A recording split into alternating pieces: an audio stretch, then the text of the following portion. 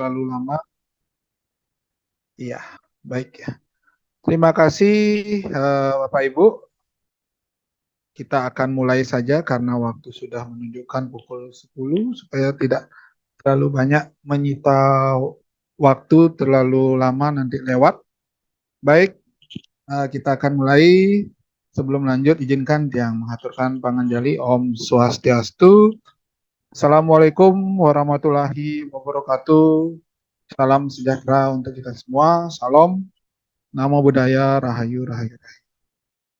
Yang terhormat narasumber kita, Pak Nyoman Handika yang sudah meluangkan waktu hari ini untuk berbagi kepada rekan-rekan kami di komunitas The Last Land Crew Kota Denpasar, dan juga yang kami banggakan Bapak Ibu guru di SDN 18 Pemecutan yang hari ini sudah meluangkan waktu untuk belajar bersama di komunitas, karena ini memang kegiatan kita 1 bulan sekali ini untuk belajar bersama di komunitas belajar terkait mungkin kebutuhan-kebutuhan yang diperlukan bagi Bapak Ibu guru dalam rangka peningkatan kompetensinya sebagai pendidik dan tenaga pendidikan di SDN 18 Pemecutan.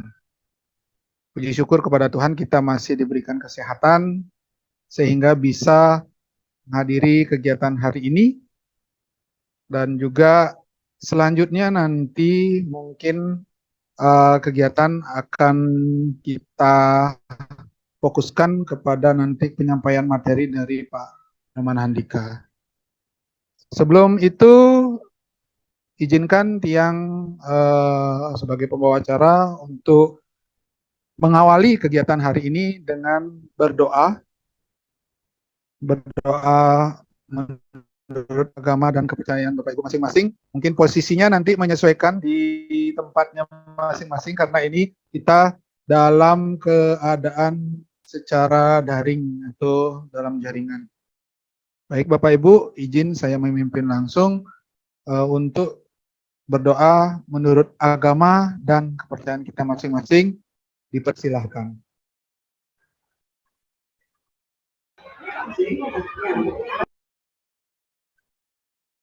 Berdoa selesai. Baik, untuk kegiatan selanjutnya mungkin kita akan langsung saja terkait pembahasan topik kita hari ini, transisi dari PAUD ke SD yang menyenangkan. Nah, ini mungkin sudah terdengar di Bapak Ibu guru, terutama di SD 18 Pemecutan itu beberapa waktu lalu, tetapi masih awam ya gini bagi kita tentang transisi PAUD ke SD yang menyenangkan, apalagi dari fase fondasi, dari fase PAUD ke fase A itu kita masih banyak yang kebingungan atau bagaimana itu implementasinya secara nyata di sekolahnya masing-masing, walaupun sudah melaksanakan ya MPLS, tapi ini masih dalam masa 2 minggu awal. 2 minggu awal dari pembelajaran dan masih masuk ke dalam transisi PAUD ke SD, di mana kita masih dalam istilahnya suasana awal mengawali tahun pelajaran yang baru. Nah, untuk kita mempelajari lebih lanjut, kita sudah menghadirkan narasumber dari Dinas Pendidikan Kepulauan Kota Denpasar, yaitu Bapak Nyoman Handika, yang akan nanti memberikan lebih banyak atau lebih dalam lagi tentang implementasi transisi PAUD ke SD yang menyenangkan bagi anak-anak kita yang baru istilahnya menginjak di masa atau di fase A di kurikulum Merdeka ya, di fase A di kelas 1, untuk bisa menyesuaikan mengalami pembelajaran transisi yang menyenangkan bagi mereka. Baik, langsung saja Bapak Ibu, kita akan memberikan kesempatan kepada Bapak Nyoman Handika untuk menyampaikan pemaparan terkait materinya. Pak Nyoman, nanti materinya apakah akan di share screen langsung atau mungkin ada dibantu oleh Ibu Mani? Bagaimana Ibu Mani di Mungkin untuk materi? saya share screen di sini aja, dikasih akses saja Pak. Oh, baik Bapak, sebentar ya.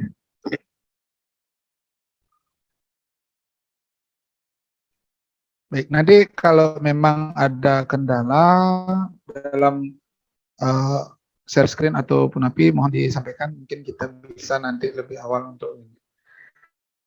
Baik Bapak, untuk Pak Nyoman Handika, untuk pemaparan waktu kami persilakan, silakan Bapak untuk memaparkan materinya. Baik, terima kasih Pak Komang Adi Swardika. Terima kasih atas kesempatannya juga untuk komunitas SD Negeri 18 Pemacetan. Pemacetan ya. Pemacetan. Ya.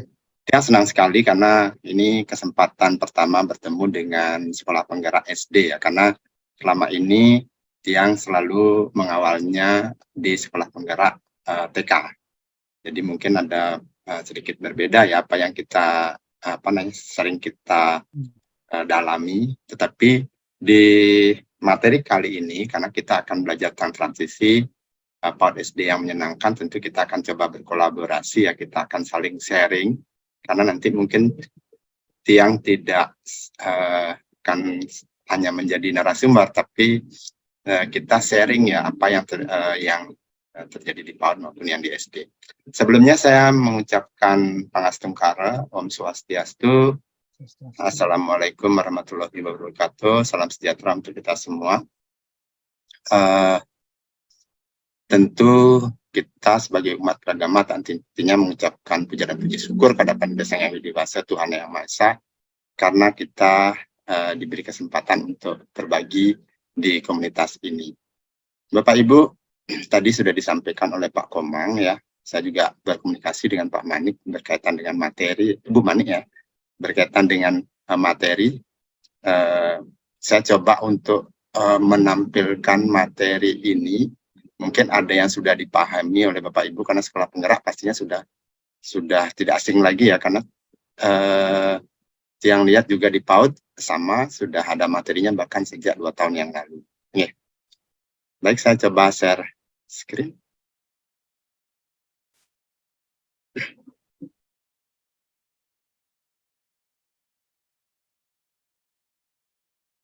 Ya. Transisi PAUD SD yang menyenangkan. Jadi kata menyenangkan itu yang menyebabkan saya tuh jadi senang juga Bapak Ibu ya. Karena kita nggak mungkin membuat pemerintah tidak akan mungkin membuat suatu kebijakan yang intinya tidak menyenangkan, utamanya di fase pondasi ini ya. Nanti kita coba bicara tentang fase pondasi PAUD SD yang mana sih sebenarnya kesepakatan kita sebagai fase yang sebenarnya masih di posisi pondasi. Mungkin Bapak Ibu sudah baca juga ya tentang buklet yang ada ya. Jadi ada perbincangan mengenai transisi PAUD SD, ada obrolan yang sering kita dengar di antara sama orang tua murid, ada keresahan ya tentang bagaimana sih kok baca tulis hitung sekarang itu lagi tren lagi ya.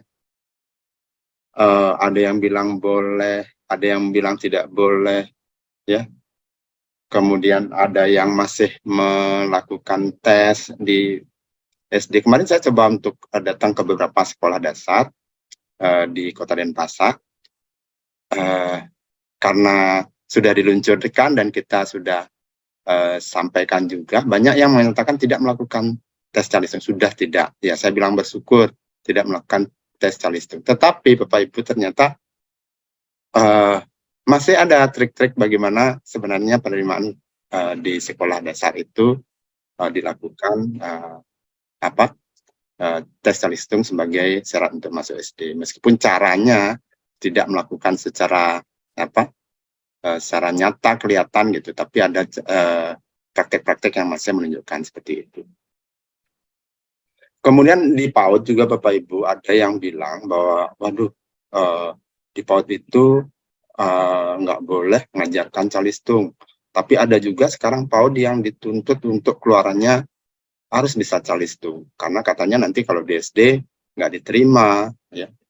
Sehingga sebenarnya yang mana sih yang benar ini? Apakah di PAUD itu tidak boleh belajar calistung, harus bermain saja, ataukah wajib calistung? Karena tuntutan di SD. Nah, saya juga ingin tahu nanti guru-guru SD apakah sudah mempersiapkan mempersiapkan diri untuk menerima anak-anak yang tidak bisa calistung, bagaimana strateginya ketika ada anak-anak yang belum mempunyai masalah kemampuan baca tulis itu. Nah, Bapak Ibu, kalau kita maknai transisi PAUD SD itu adalah penyelarasan pembelajaran PAUD SD yang bertujuan peserta didik PAUD tidak perlu melakukan terlalu banyak penyesuaian ketika berpindah menjadi peserta didik SD. Jadi, PAUD itu dengan SD harus bisa selaras bagaimana pengerjaan di PAUD dan diselaraskan dengan SD supaya anak itu tidak terlalu banyak penyesuaian. Tetapi juga Bapak Ibu, ada peserta didik yang tidak pernah mengikuti PAUD, ya, harus tetap dapat terpenuhi hanya untuk mendapatkan pembinaan kemampuan dasar, dan itu harus disiapkan oleh SD, utamanya di fase A kalau yang mengikuti kurikulum Merdeka. Bapak Ibu, miskonsepsi tentang baca tulis hitung ya yang kita lihat masih kuat di masyarakat ya. Di mana ada kemampuan yang dibangun pada anak di PAUD sangat berfokus pada calistung. Seringkali kita melihat orang tua kebingungan dan tidak pede. Bahkan ketika masuk PAUD pun mereka masih mencari-cari tempat di mana sih bisa les calistung supaya anaknya nanti tidak ketinggalan, karena khawatir wah di PAUD ini kayaknya bermain saja gitu ya. Jadi sehingga orang tua itu melakukan hal-hal yang mungkin sebenarnya belum di sepatutnya, belum waktunya mereka harus menguasai calistung dengan cara-cara yang mungkin tidak tepat dilakukan di beberapa tempat les atau sejenisnya. Kemudian ada kemampuan calistung dianggap sebagai satu-satunya bukti keberhasilan belajar dan dibangun secara instan. Ini masih banyak nih kalau sudah keluar dari SD gitu, atau PAUD, maksud saya keluar dari PAUD. Jadi kalau sudah bisa calistung itu dianggap sudah berhasil. Jadi sehingga orang tua itu sering melihat anaknya itu belajar calistung, jadi tidak memperhatikan bahwa proses belajar yang terjadi itu seperti apa, sehingga kalau sudah calistungnya berhasil, ya dianggap berhasil, itu ada satu-satunya. Nah, kemudian ada tes calistung yang masih diterapkan sebagai syarat masuk SD. Ini ternyata kemarin saya pantau masih banyak ya yang melakukan tes calistung di SD, meskipun caranya jadi tidak disampaikan secara misalnya anak dipanggil untuk tes atau diberikan alat tulis untuk melakukan tes itu, tapi cara-cara misalnya coba dibaca yang di atas gitu. Coba ini bisa nggak dibaca, coba tuliskan namamu. Nah kayak gitu sebenarnya sudah merupakan praktek. Kalau anak-anak yang tidak bisa, nah orang tuanya udah was-was nih, kayaknya anak saya nggak akan diterima gitu. Dan benar ada beberapa yang seperti itu. Jadi tidak melihat kemampuan-kemampuan yang lain yang sebenarnya juga penting selain calistung. Jadi padahal kita membangun kemampuan pada anak perlu dilakukan secara bertahap dengan cara yang menyenangkan. Jadi Bapak Ibu, ada hal-hal yang perlu kita lihat ya, perkembangan-perkembangan yang harus kita perhatikan, yang mungkin nanti kita akan sebutkan sebagai 6 pondasi dasar ya. Jadi anak merasa belajar tidak menyenangkan itu akan kita rubah menjadi anak yang merasa senang dalam belajar. Nah itu apakah bisa terjadi? Bagaimana caranya supaya bisa terjadi hal seperti itu? Anak percaya bahwa dirinya tidak pintar saat tidak bisa calistung. Nah ini sering nih terjadi. Bahkan tidak aja percaya dirinya anak, bahkan orang tua pun merasa bahwa anaknya tidak pintar kalau belum bisa calistung ketika memasuki SD. Jadi yang perlu kita bangun adalah anak percaya bahwa dirinya pasti bisa asalkan mau berusaha. Kemudian anak belum mampu mengelola emosi serta menghargai orang lain. Nah ini kalau anak-anak yang PAUD di masa pondasi harusnya sudah terkelola emosi untuk menghargai orang lain. Tetapi tetap bahwa sekarang kesempatan untuk PAUD itu belum dimiliki oleh semua orang. Jadi masih ada beberapa anak yang usianya harusnya SD tetapi belum sempat mengikuti PAUD. Nah itu juga harus menjadi pemikiran dari guru-guru SD. Jadi ya kita berharap anak mampu mengelola emosi dan menghargai orang lain. Kemudian anak diharapkan dapat merawat diri dan barang-barang yang menjadi tanggung jawabnya sendiri. Kemudian kita juga berharap anak paham kata dan keterkaitannya dengan huruf serta bunyi. Jadi yang berkaitan dengan pengembangan literasi numerasi di masa pondasi, jadi tidak hanya sekedar anak-anak itu bisa ABCD, kemudian bisa membaca tapi tidak tahu maknanya. Nah, kita harap ini bisa terjadi di SD, di PAUD dan juga menuju SD di masa. Anak mampu menyimak dan dapat menguraikan gagasan sederhana. Jadi bukan anak kurang terasa kemampuannya dalam berkomunikasi. Jadi seringkali hambatan komunikasi ini menjadikan anak-anak tidak siap di SD sehingga membuat anak tidak berkembang baik. Nah, itu menjadi PR nanti di SD kalau masih terjadi hal-hal seperti ini. Kemudian anak mampu melakukan penjumlahan hanya apabila mengurutkan bilangan. Nah, ini konsepsi yang salah. Jadi anak harus paham bahwa 5 tambah 3 contohnya ya adalah 5 objek ditambah dengan 3 objek. Jadi bukan hanya sekedar dia tahu bahwa 5 tambah 3 tanpa makna. Ya, itu karena sering kita melakukan menghafal. Anak-anak itu sering menghafal sehingga dia hafal dan bisa menuliskannya tapi tidak tahu konsep-konsep yang benar tentang numerasi. Jadi untuk itu kita perlu ya mengakhiri miskonsepsi tentang pelajaran mulai dari sekarang. Caranya adalah transisi PAUD ke SD perlu selaras. Jadi PAUD dan SD tadi saya gambarkan awal itu adalah jembatan yang tidak terputus. Jadi masih sama, jadi jalurnya sama, bisa bolak-balik gitu. Hal yang perlu dilakukan atau diintervensi di SD kelas 6. Kemampuan pondasi dibangun secara holistik. Jadi pondasi itu tidak bisa dilakukan satu-satu ya. Jadi 6 pondasi itu harus dibangun secara holistik, secara bersama-sama dan tidak terpisahkan. Kemudian kemampuan literasi dan numerasi dibangun secara bertahap dengan cara yang menyenangkan. Tidak drilling karena masih banyak nih yang melakukan mengembangkan kemampuan literasi dengan cara-cara yang masih belum menyenangkan. Jadi anak disuruh hanya menghafal angka-angka yang tanpa makna, huruf-huruf yang tanpa makna, ya, menghafalkan A, B, C, D sampai Z tanpa mereka mengerti nanti mengingatnya itu dengan cara seperti apa, sehingga anak mungkin akan berpengaruh secara kedepannya dengan kemampuan literasinya. Dan satuan pendidikan dan orang tua perlu memahami kesiapan bersekolah adalah proses, bukan hasil.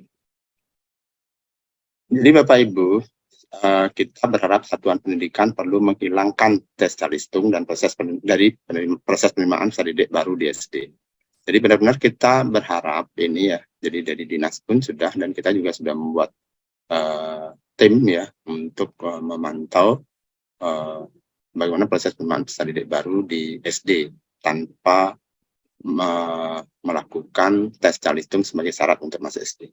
Kemudian menerapkan masa perkenalan bagi peserta didik baru selama 2 minggu pertama, baik di PAUD maupun di SD. Kenapa? Nah, nanti kita coba bahas apa-apa saja yang perlu dilakukan ketika masa perkenalan bagi peserta didik baru. Kemudian menerapkan pembelajaran yang membangun 6 kemampuan fondasi anak.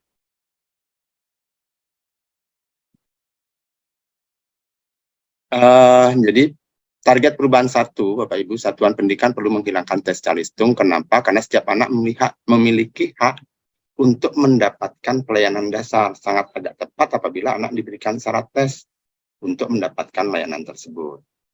Ya, meskipun nanti kita juga sudah menyusun ya Bapak Ibu, menyusun rancangan untuk wajib pra SD 1 tahun ya, tetapi tetap saja ini masih belum menjamin bahwa anak akan dapat terlayani PAUD semua. Masih banyak anak yang belum pernah mendapatkan kesempatan belajar di PAUD.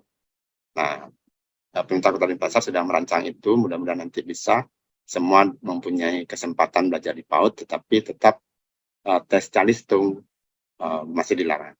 Baik Ibu ya, ada peraturan-peraturan yang pemerintah yang melarang, peraturan pemerintah maupun peraturan menteri tentang tes calistung tersebut.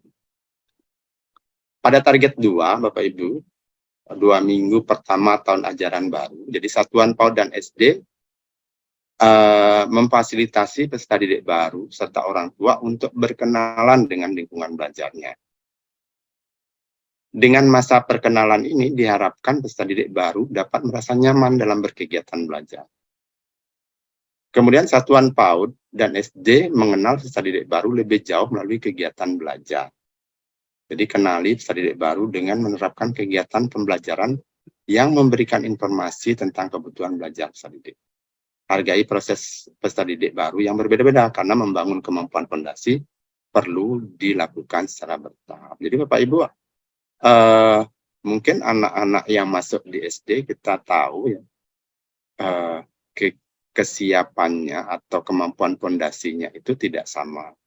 Ada yang sudah lebih menonjol di literasi numerasinya, ada yang sosialnya yang menonjol dan yang lain-lain. Jadi tidak akan sama. Nah, itu yang perlu difasilitasi oleh guru-guru nanti di fase A atau di SD kelas awal. Nah, beberapa kegiatan pengenalan pada 2 minggu pertama tahun ajaran baru itu ya seperti kegiatan-kegiatan berikut. Mengajak peserta didik baru untuk berkeliling ke seluruh area sekolah, menjelaskan fasilitas, sarana, prasarana yang ada di sekolah, kegunaannya, kemudian mengenal semua warga sekolah, tidak hanya teman-temannya, ya teman sekelas, tapi pendidik, tenaga pendidikan, dan juga mungkin ada warga sekolah lain ya, seperti petugas kebersihan, petugas keamanan, mereka semua harus mengenalnya supaya nanti bisa berinteraksi dengan baik. Kemudian mengenalkan kegiatan yang akan mulai waktu peserta didik baru datang ke sekolah hingga waktu pulang, sehingga terbiasa dengan budaya sekolahnya. Jadi harus dibiasakan apa-apa yang dilakukan peserta didik ketika baru datang sampai mereka pulang. Kemudian untuk perkenalan orang tua dengan pihak sekolah, jadi kita tidak hanya melakukan kepada peserta didik, tapi juga orang tua. Jadi orang tua itu perlu diundang ke sekolah dan diberikan informasi program kegiatan yang akan dilaksanakan dalam 1 tahun pelajaran. Kemudian pihak sekolah mengenalkan fungsi dari buku harian. Mungkin ada yang pakai buku harian ya sekarang yang dapat digunakan oleh orang tua untuk berkomunikasi dengan guru mengenai kondisi anaknya. Jadi ada, kalau dulu kita sering sebut sebagai buku penghubung ya. Jadi menghubungkan orang tua dengan dengan guru terkait dengan kondisi atau kebutuhan peserta didik. Ya. Nah, target perubahan ketiga, 6 pondasi, Bapak Ibu mungkin sudah tidak asing lagi ya, mengenal nilai agama dan budi pekerti, kemudian keterampilan sosial dan bahasa untuk berinteraksi, kematangan emosi untuk berkegiatan di lingkungan belajar, kemudian kematangan kognitif untuk melakukan kegiatan belajar, seperti kepemilikan dasar literasi, numerasi. Kemudian pengembangan keterampilan motorik, dan perawatan diri untuk berpartisipasi di lingkungan belajar secara mandiri. Dan yang terakhir adalah pemaknaan terhadap belajar positif. Nah, ada beberapa contoh butir perilaku yang teramati dari kepemilikan kemampuan pondasi, Bapak Ibu. Yang pertama mengenai nilai agama dan budi pekerti. Jadi perilaku yang mungkin bisa teramati seperti mengenal konsep Tuhan Yang Maha Esa dan mengetahui kegiatan ibadah sesuai dengan agama atau kepercayaan. Kemudian bersedia menjalin interaksi dengan teman sebaya. Kemudian butir perilaku untuk keterampilan sosial dan bahasa. Jadi dapat mengucapkan kata tolong, ini seringkali ini susah sekali ya. Saat akan minta bantuan, apakah anak-anak sudah bisa melakukan hal ini. Dapat mengucapkan permintaan maaf dan terima kasih. Kemudian kematangan emosi, mampu menunggu dalam waktu tertentu. Jadi anak-anak kita ya, saya lihat tidak hanya di PAUD ya, di SD pun masih banyak yang belum bisa bertahan ya, atau menunggu dalam waktu tertentu. Kemudian dapat mempertahankan perhatian untuk mengikuti kegiatan di kelas dalam rentang waktu yang sesuai dengan usianya. Jadi jadwal kita ya di SD kan beberapa jam itu biasanya dibagi untuk dibagi atau disip-sip untuk kita bisa melihat kemampuan anak untuk mempertahankan perhatiannya.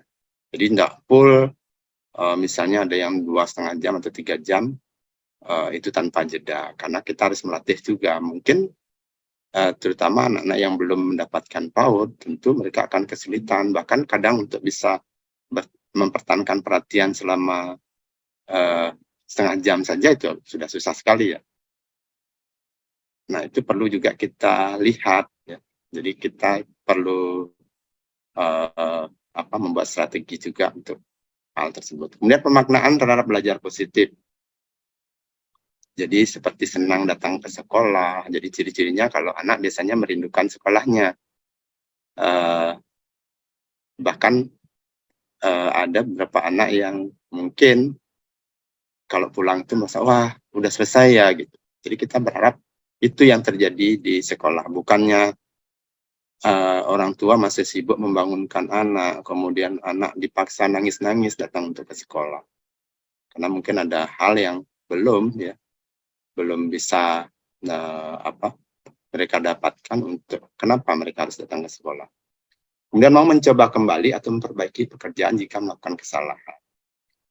Dan menunjukkan keingintahuan dengan mengajukan pertanyaan. Nah, ini sering kita susah atau guru-guru harus punya cara ya untuk menstimulasi kemampuan-kemampuan ini. Jadi kadang anak diam saja. Atau kadang ada anak yang banyak bertanya, kita resah ya. Atau merasa kok cerewet sekali anak-anak. Nah, ini yang perlu kita budayakan. Mungkin cara mengelola kelasnya nanti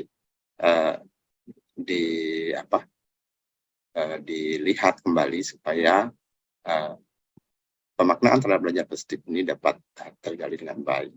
Kemudian Bapak Ibu, keterampilan motorik dan perawatan diri.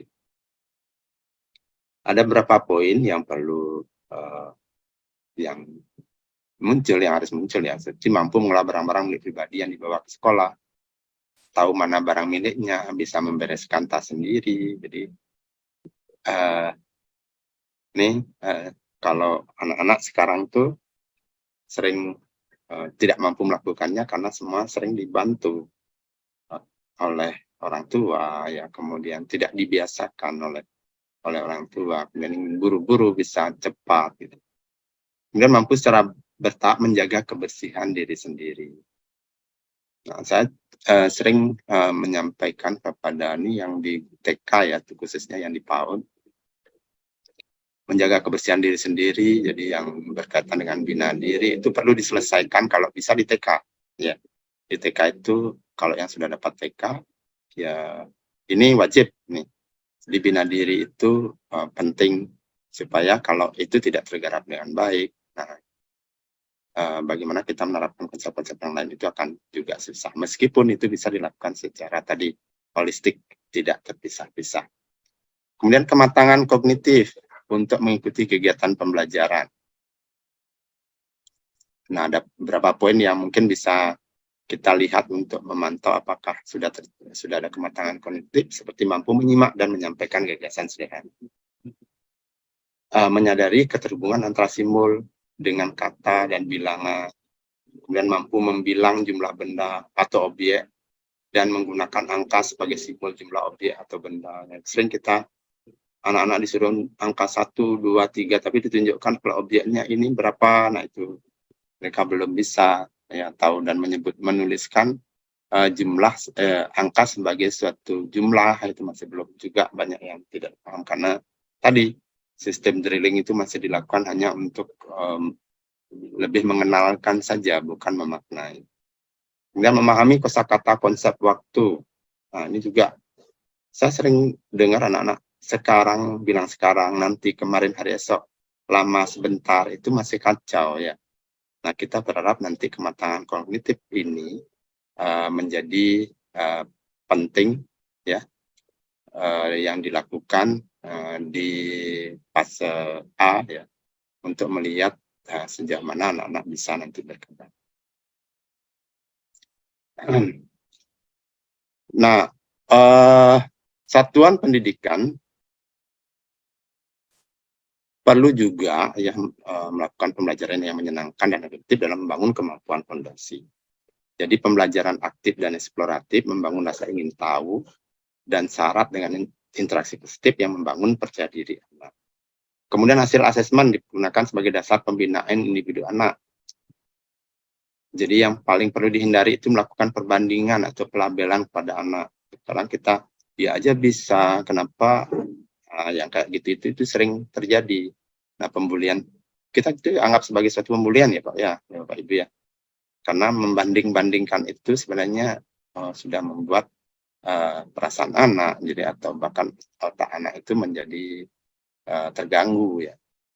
Jadi kita benar-benar harus menghindari itu. Kemudian pelabelan, ya, kita juga sering pelabel, ini nakal sekali, kemudian kamu itu kok nggak bisa, nah gitu ya, kamu itu bodoh, nah itu hal-hal itu, yang hal seperti itu perlu juga kita hindari, supaya kita tidak secara tidak langsung, kadang ya kita secara tidak sadar melakukan suatu perundungan ya, perlindungan kepada anak hanya melalui kata-kata yang tanpa kita sadari keluar ya. Maka perlu sekali untuk Bapak Ibu pendidik melakukan introspeksi bagaimana atau melatih diri untuk tidak melakukan hal-hal yang dapat menyebabkan terjadinya perundungan pada anak. Kemudian laporkan perkembangan usaha didik baru kepada orang tua wali saat pelaporan hasil belajar, sampaikan yang sudah baik dan yang masih perlu penguatan. Jadi dengan demikian usaha didik baru mendapatkan pendampingan di satuan pendidikan maupun di rumah. Jadi yang perlu kita lakukan adalah menyampaikan perkembangannya dan mana yang perlu penguatan. Ya tentu Bapak Ibu sekolah penggerak sudah sangat familiar ya dengan bagaimana cara membuat pelaporan seperti itu ya. Jadi tidak lagi ada tidak mampu, belum bisa, yang kayak gitu ya.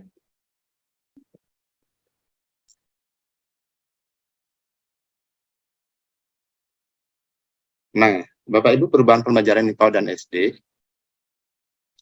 Kemampuan baca tulis hitung adalah bagian dari kemampuan literasi numerasi yang dibangun sejak PAUD hingga SD kelas awal. Jadi kemampuan fondasi yang dibangun di PAUD antara lain adalah dasar-dasar literasi dan numerasi. Hal-hal yang perlu diperhatikan dalam membangun kemampuan literasi numerasi di PAUD, nah ini lingkup kemampuan literasi lebih luas dari hanya baca tulis. Jadi kemampuan seorang anak untuk menyimak, menyampaikan gagasan secara lisan sama pentingnya dengan baca tulis. Jadi kadang kita mengabaikan kalau anak dapat bertanya, kemudian dapat bercerita, itu sama pentingnya dengan hanya sekadar mereka bisa menuliskan, itu bisa membaca. Karena itu juga bagian dari literasi yang perlu kita hargai. Kemudian kemampuan dibangun dengan cara yang tepat. Jadi Bapak Ibu berikan melalui kegiatan yang menyenangkan, bermakna. Jadi seperti tadi saya sampaikan, hindari cara-cara peningkatan kecakapan atau kecakapan need konteks seperti drilling. Jadi menuliskan A sebanyak-banyaknya, kemudian B sebanyak-banyaknya, kemudian membaca. Nah, sekarang kan sudah mulai tidak ada lagi di di buku-buku atau modul-modul untuk SD ya, yang baca BA, BA, yang kayak gitu sudah tidak lagi, karena cara-cara drilling seperti itu ternyata tidak cukup efektif untuk membangun kemampuan literasi, dan tentunya harus dilakukan secara bertahap. Kemudian lingkup kemampuan numerasi lebih luas dari hanya berhitung, ya. Jadi kadang kita berpikir kalau numerasi itu ya berhitung, bisa menulis angka, ya. Jadi yang lebih kepekaan bilangan, kesadaran bentuk dan ruang, pengukuran termasuk waktu, serta pola dan analisis data juga merupakan kemampuan numerasi. Jadi tidak hanya mampu berhitung 1 tambah 1, 2, 5 tambah 6, 5 kurang 3. Nah, itu kadang kita terfokus pada itu. Padahal kita perlu juga melihat kemampuan-kemampuan numerasi yang dalam lingkup lain, lingkup lebih luas. Jadi dia mampu melihat misalnya, oh waktu 2 jam lagi, 1 jam lagi. Nah, itu juga kadang kita lupa bahwa itu juga kemampuan-kemampuan numerasi yang perlu kita lihat. Kemudian tidak menjadikan baca tulis hitung sebagai dasar penerimaan atau kelulusan. Yang kedua, siswa 1 SD yang tidak pernah mengikuti PAUD berhak mendapatkan pembinaan kemampuan PAUD. Nah, ini mungkin menjadi PR ya, karena saya juga sempat wawancara dengan guru-guru SD, ya bahkan SD yang yang kita lihat mungkin sudah sangat populer ya di Kota Denpasar. Ada kekhawatiran kalau anak yang belum PAUD gitu ya, itu akan tidak bisa ya, tidak bisa dikembangkan kemampuan fondasinya, sehingga mereka ngotot bahwa yang mereka terima itu adalah yang sesuai dengan harapan mereka. Nah, ini sebenarnya kemana mereka kan gitu ya. Jadi siapa yang nanti akan melakukan pembinaan kemampuan fondasi. Jadi ini perlu juga jadi pemikiran kita bersama. Kemudian keselarasan pembelajaran PAUD dan SD kelas awal.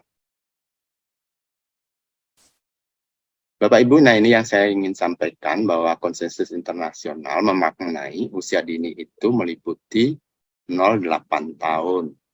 Jadi Bapak Ibu jangan berpikir bahwa usia dini itu hanya sudah selesai di usia 6 tahun. Jadi proses pembelajaran terjadi di PAUD dan SD kelas awal perlu serupa. Jadi harusnya tidak boleh berbeda. Jadi kita tidak secara drastis mengubah ya proses pembelajaran SD, PAUD, dan SD ya kelas awal. Karena ini masih di masa usia dini. Jadi beberapa hal yang perlu dipastikan, memastikan setiap anak mendapatkan pembinaan kemampuan fondasi. Kemudian membangun sikap terhadap belajar yang positif dengan merujuk pada pendekatan pembelajaran bagi anak usia dini. Jadi mungkin kita perlu juga berdiskusi ya Bapak Ibu ya, dengan guru-guru SD, guru-guru PAUD sebelumnya ya, terkait dengan anak ya yang di SD. Jadi kita juga bisa melihat perkembangan sampai sejauh mana perkembangannya, karena kan kita terima misalnya produk dari PAUD tertentu ya. Jadi dari anak yang keluar dari PAUD tertentu, mungkin kita belum secara integral atau secara menyeluruh mampu melihat sebenarnya anak itu sudah mampu apa saja hanya dari beberapa kali pengamatan. Jadi perlu juga kita melihat apa yang sudah terjadi di PAUD. Dan memastikan adanya penahapan dalam pengembangan kemampuan dasar. Nah, ini mungkin tadi Pak Komang menyampaikan ya, sudah tahu juga ya Pak ya. Teman-teman mudah-mudahan juga sudah mengakses ini ya di laman PMM. Jadi ada beberapa sumber belajar mandiri dari Kemendikbudristek, baik berupa video inspirasi, kemudian diklat teknis ya. Jadi akses lamannya juga mudah. Jadi beberapa modul banyak ya yang ada di sini, dan itu enak untuk kita pelajari ya, bagaimana kita nanti melakukan pembelajaran di SD kelas awal. Saya ingin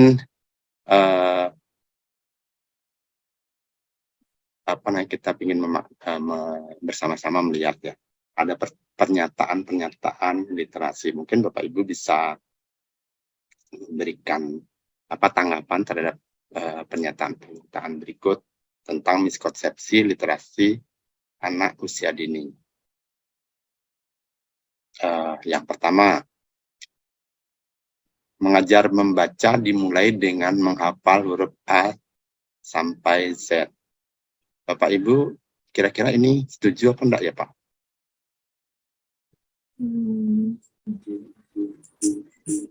Juga ya Pak. Tidak. Ya? Tidak. Tidak setuju ya? Ya. Jadi kita nanti sudah tahu alasannya ya Bapak Ibu ya?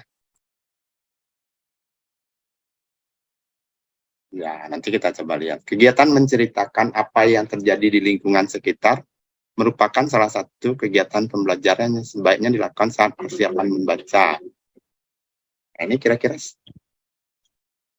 benar apa tidak, atau merupakan miskonsepsi atau bukan? Betul nggak? Betul. Sepertinya betul. Betul ya? Ya. Kegiatan menceritakan apa yang terjadi di lingkungan merupakan salah satu kegiatan pembelajaran yang sebaiknya dilakukan.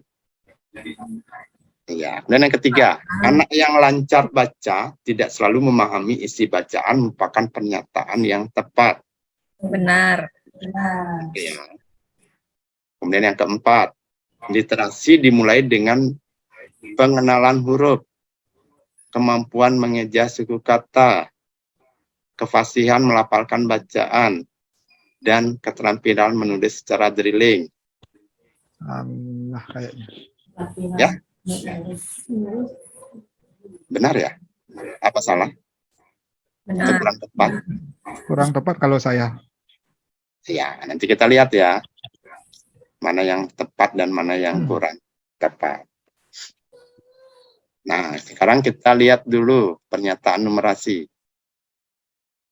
Kita sama-sama cermati sebelum kita nanti lihat apa sih penjelasan. Anak usia dini belum siap untuk belajar matematika. Salah. Salah. Ada yang salah? Salah. Ada yang benar? Salah, Pak. Salah. Ya. Dan yang kedua, numerasi atau matematika hanya dapat dikuasai oleh anak cerdas dengan gen matematika atau turun-temurun atau keturunan nih, numerasi. Salah. Ya. Salah. Tapi nyatanya kita sering lihat ya, anak-anak Ya. pintar matematika dari orang tua yang pintar matematika. Ya, nah, nanti itu juga ada penjelasannya. Kemudian mengajarkan bilangan yang sederhana dan bentuk sudah cukup bagi anak usia dini. Kita maknai usia dini itu juga masih di 8 tahun ya Bapak Ibu ya? Ya. Benar kan? Salah. Salah, ada yang bilang benar, ada yang bilang salah ya. Beda Kemudian pendapat. ya. Kemudian literasi lebih penting daripada numerasi untuk anak usia dini. Salah. Salah. Salah. Sebentar ya, kita Ya. konfirmasinya di akhir ya. Guru dapat menyediakan sarana yang lengkap seperti alat belajar untuk anak belajar numerasi. Kemudian membiarkan anak membangun pemahamannya sendiri dengan alat belajar tersebut. Salah. Salah. Salah. Ada yang benar? Ada yang bilang benar? Belum ya. Ya. Kemudian pernyataan berikutnya tentang numerasi. Matematika hendaknya tidak diajarkan sebagai mata pelajaran yang berdiri sendiri. Salah. Salah. Tidak tahu, Pak. Tapi kalau yang di kurikulum Merdeka tahun ini di fase A gimana Pak? Siapa yang Ada berdiri sendiri. Berdiri sendiri. Berdiri sendiri, ya. Pak. Ya. Kemudian asesmen dalam matematika tidak relevan untuk anak usia dini. Salah. Salah. Harusnya gimana ya? Yang harusnya gimana? Asesmen untuk matematika Eh, itu Ya masih matematika. relevan ya? masih Masih relevan. Mungkin relevan caranya ya? asesmen. Ya, Ya, caranya gimana ya? Cara melakukan asesmennya. Mungkin itu yang perlu kita pikir.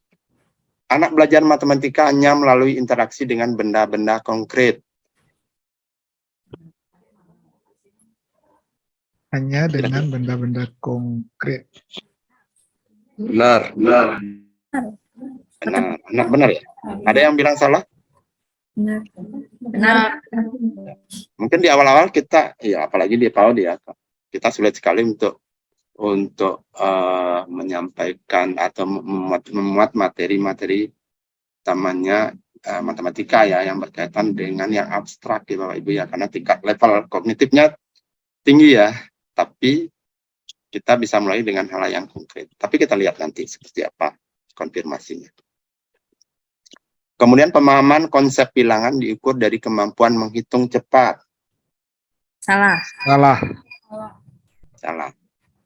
Nah, nanti kita lihat apakah yang perlu kita lakukan.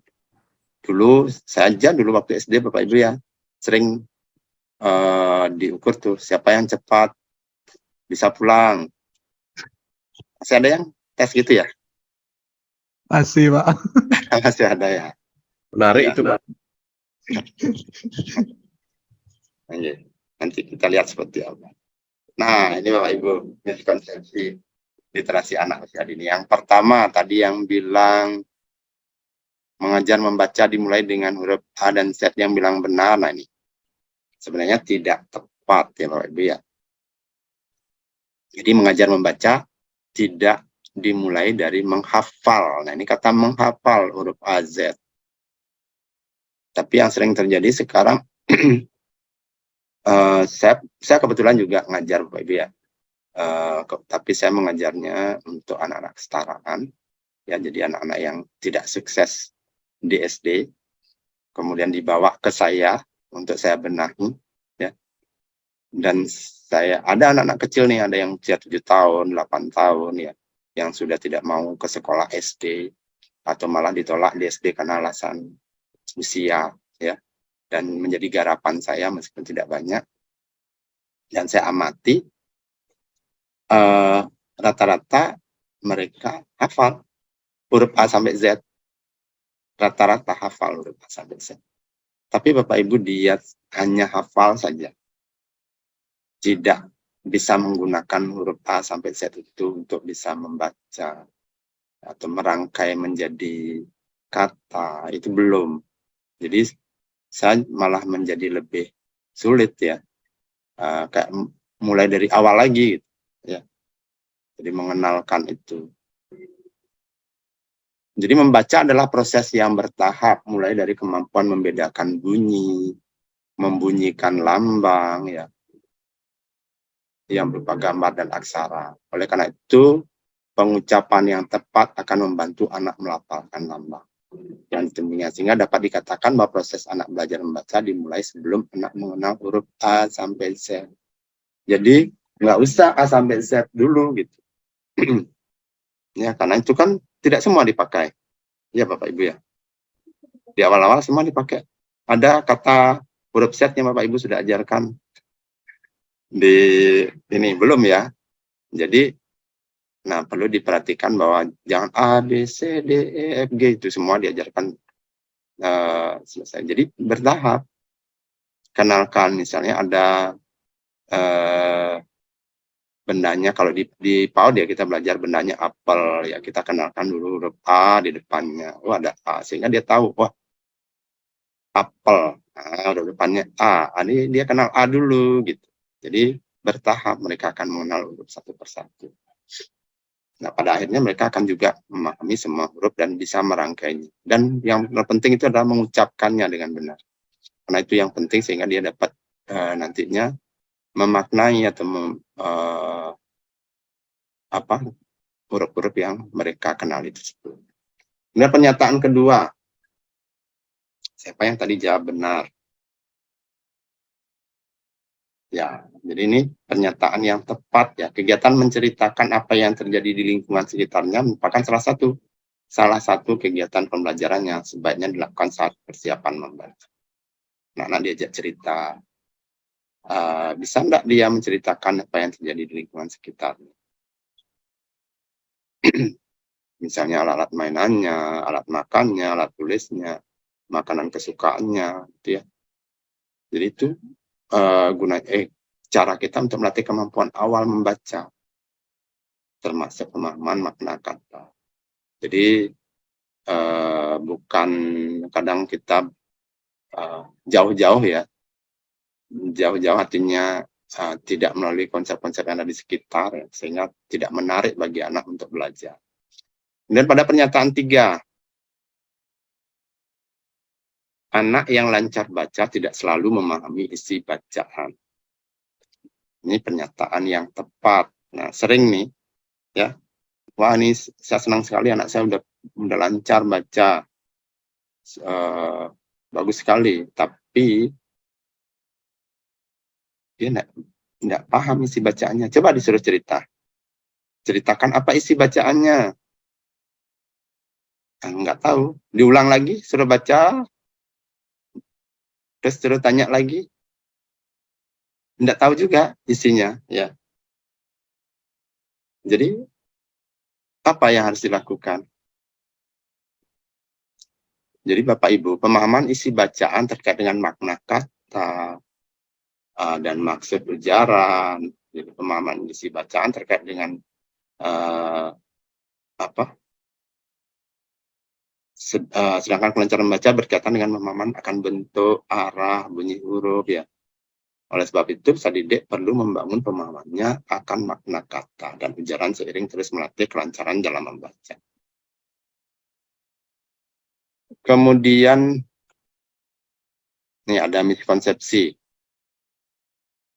Masyarakat awam menganggap bahwa literasi dimulai dengan pengenalan huruf, kemampuan mengeja suku kata, kefasihan melafalkan bacaan, dan keterampilan menulis secara drilling, yaitu mengandalkan latihan terus-menerus dan mengabaikan konteks. Ini banyak terjadi, Pak Ibu ya, bahkan oleh guru-guru kita yang punya kekhawatiran kalau anak harus cepat bisa baca supaya bisa memahami dan bisa mengikuti pelajaran. Sehingga dilakukanlah cara-cara seperti ini. Dan seharusnya Bapak Ibu, kecakapan literasi dimulai dari kemampuan anak untuk dapat berkomunikasi. Artinya bertukar informasi melalui interaksi dengan lingkungan sekitar. Kemudian kemampuan ini dapat ditumbuhkan melalui kegiatan bercakap-cakap. Nah, sekarang saya juga lihat tuh buku-buku siswa ya sudah cukup baik ya, sangat baik ya. Jadi banyak melakukan ini ya, kegiatan bercakap-cakap, menyimak lagu, cerita, bermain, bersosialisasi. Nah, ini harusnya yang kita lakukan, bukan langsung jadi mengenalkan huruf, mengeja suku kata, melafalkan bacaan, kemudian keterampilan menulis, baru masuk itu udah bukunya keluarkan, ayo kita menulis, membuat tulisan yang rapi-rapi tanpa melakukan kegiatan-kegiatan seperti ini. Kemudian kegiatan pembelajaran tersebut pun dapat dilakukan seiring dengan dilakukannya pengenalan aksara. Jadi jadi kita tidak harus melakukan secara terpisah. Jadi kemampuan yang kita lakukan dengan bercakap-cakap, nyimak lagu, cerita, bermain itu beriringan dengan dia akan mengenalkan aksara, kata, dan juga bisa menuliskannya dan membaca. Nah, kemudian miskonsepsi berikutnya yang berkaitan dengan numerasi. anak usia dini belum siap untuk belajar matematika. Jadi anak usia dini dapat secara aktif membangun pemahamannya dari pengalaman sehari-hari berkaitan dengan konsep dan studi matematika. Misalnya ketika ia memiliki 2 coklat, kemudian memberikan kepada adiknya 1. Jadi itu kita sudah memberikan konsep pengurangan, ya. Jadi masih banyak contoh, ya, yang bisa kita melihat bahwa sebenarnya anak-anak usia dini itu sudah belajar tentang matematika, sudah harus dikenalkan dengan konsep-konsep matematika, jadi dengan cara-cara yang. Kemudian numerasi atau matematika hanya dapat dikuasai oleh anak cerdas dengan gen matematika, jadi sudah menurun. Sebenarnya Bapak Ibu, minat dan pengetahuan matematika yang dibawa anak-anak ke sekolah berbeda karena pengalaman mereka yang berbeda-beda, bukan karena faktor biologis. Jadi kenapa tadi saya sempat menyampaikan, iya ada anak-anak yang pintar matematika, ada yang kurang baik matematikanya, ya. Kenapa? Itu bukan karena biologisnya, tapi karena pengalaman, ya, pengalaman mereka yang berbeda-beda. Dia mengalami lingkungan atau stimulasi berkaitan dengan matematika berbeda-beda sesuai dengan tempat dan tentu juga memang ada yang memberikan anak dengan kemampuan otak kiri otak kanan, ya, yang kita sering pelajari di psikologi. Kita tidak boleh melupakan fakta bahwa semua anak terlepas dari latar belakang dan pengalaman sebelumnya, jadi memiliki potensi untuk belajar matematika. Miskonsepsi berikutnya, mengajarkan bilangan yang sederhana dan bentuk sudah cukup bagi anak usia dini. Ini bukan hal yang tepat, ya. Jadi pembelajaran matematika anak usia dini bersifat mendalam dan luas, yang mencakup ide-ide besar matematika di banyak bidang, termasuk bilangan dan operasi bilangan, geometri, dibentuk, ruang, pengukuran, aljabar, terutama pola dan analisis data. Dalam konteks pembelajaran yang menekankan pemecahan masalah, analisis, dan komunikasi. Jadi matematika itu tidak terbatas pada hanya bentuk bilangan, ya. Kemudian literasi lebih penting daripada numerasi untuk anak usia dini. Jadi numerasi sama pentingnya dengan literasi, Bapak Ibu, ya. Anak-anak belajar bicara, membaca, dan menulis bahasa matematika untuk berkomunikasi di matematika. Jenis bahasa terpenting yang dapat dipelajari anak-anak dalam matematika adalah bahasa pemikiran, pembenaran, dan pembuktian. Bahasa dan literasi jelas sangat tertanam dalam pembelajaran dan pengajaran matematika. Jadi tidak bisa kita bilang ini lebih penting dari yang lain, ya. Kemudian berikutnya, guru dapat menyediakan sarana yang lengkap seperti alat belajar untuk anak belajar numerasi, kemudian membiarkan anak membangun pemahaman sendiri dengan alat belajar tersebut. Nah, ini Bapak Ibu, kalau selengkap apapun alatnya, tetapi kalau tidak dilakukan stimulasi yang baik, ya itu juga tidak akan bermakna. Jadi lingkungan fisik yang kaya, meskipun merupakan indikator kualitas yang penting, tidak cukup dengan sendirinya. Faktor yang penting bukan apa yang dimungkinkan oleh lingkungan, tapi apa yang sebenarnya dilakukan anak-anak di dalam. Jadi yang penting itu apa yang bisa dilakukan oleh anak-anak di dalamnya. Karena kita kan sering, wah ini sekolah ini punya fasilitas lengkap sekali, jadi semuanya ada, tapi apakah itu cukup? Ya belum tentu. Lingkungan mungkin menyediakan makanan untuk berpikir matematis, tetapi keberadaan makanan untuk berpikir matematis di kelas tidak menjamin bahwa anak-anak akan mencernanya. Guru perlu membantu anak untuk mengolahnya. Salah satu cara dapat dilakukan dengan memberikan pertanyaan-pertanyaan pemicu. Jadi ada, kalau sekarang itu pertanyaan-pertanyaan pemantik ketika anak bermain dengan alat belajarnya tersebut. Jadi alat itu tidak akan bermakna kalau kita tidak tahu cara memanfaatkannya. Kemudian yang berikutnya adalah miskonsepsi tentang numerasi.